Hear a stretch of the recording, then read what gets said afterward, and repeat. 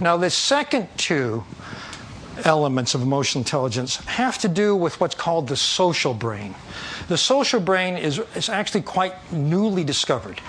The discovery occurred when neuroscientists decided to go beyond studying one brain and one body and one person, and to look at what happens in two brains when two brains and two bodies and two people are interacting.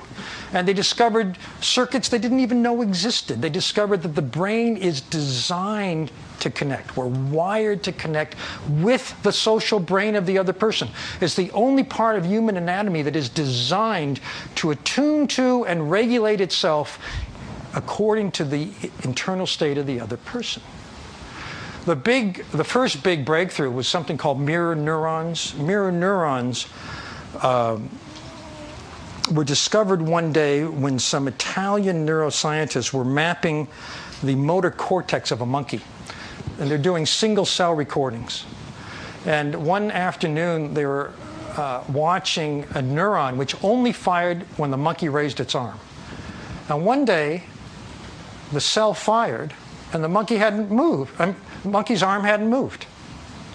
And then they realized what was going on. It was a hot day, and a lab assistant had gone out to get an ice cream cone.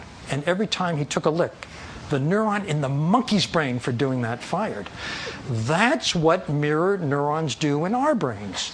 Turns out that we have a diffuse set array of neurons that elicit and activate in us a mirror image of what the other person is doing, feeling, or intending. And this is what allows us to synchronize interactions. This is what lets all of the tacit decision rules that let an interaction go smoothly occur without our having to think about it. The social brain operates on the unconscious level, beneath consciousness. But it tells you when a conversation is about to end.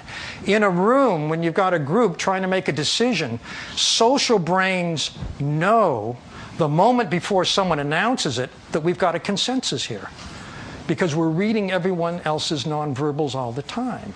And then somebody says, oh, I guess it looks like this, and everybody nods, and then you can leave. But it's done by the mirror neurons. Another thing that's very important, they find, is that this means there's an emotional subtext to every human interaction. No matter what's going on explicitly, tacitly, we're making each other feel a little worse or a little better, or a lot worse or a lot better at this silent level. They looked at top leaders in many different organizations, people who were identified by some hard metric within the organization that they're in the top 10%. And they watched how they interacted with other people. And they found, interestingly, those most effective leaders laughed 3 times more. Both people, there was laughter 3 times more in that interaction than the mediocre leaders. It turns out there are mirror neurons whose sole task is to spot a smile or a laugh and make us smile or laugh in return. It's like an intimate brain-to-brain connection. It builds rapport. If you look at what's going on during moments of rapport, you're seeing the social brain in action. If you monitor the physiology and neurology of two people's bodies while they're having a conversation, if things are off, we're just not connecting, we're not communicating here, the two bodies are, the physiology is independent. But when people feel really connected, this is really, I had good rapport, we had good chemistry, you see the bodies are going like this. And I'm talking about heart rate, I'm talking about physiology, I'm talking about autonomic function. We're on the same page. The ingredients of rapport, a moment of rapport, are 3. Both people are paying full attention. You're really attuned. The nonverbals look like a choreographed dance. When I do this, you do that. This is not anything we decide to do unless we're doing, I saw they're offering salsa lessons here, but other than that. But this is what creates a feeling of being well connected. And the third thing that happens, emerges from that, is it feels good. So the key to rapport is to pay full attention and let the social brains do their dance. That creates that chemistry. Some other interesting findings from the social brain.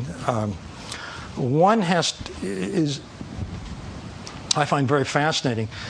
Women, one by one, are having their brains imaged, and they've just been told they're going to get an electric shock. So you see the HPA axis light up. If someone comes and holds the woman's hand, it quiets down. If a little bit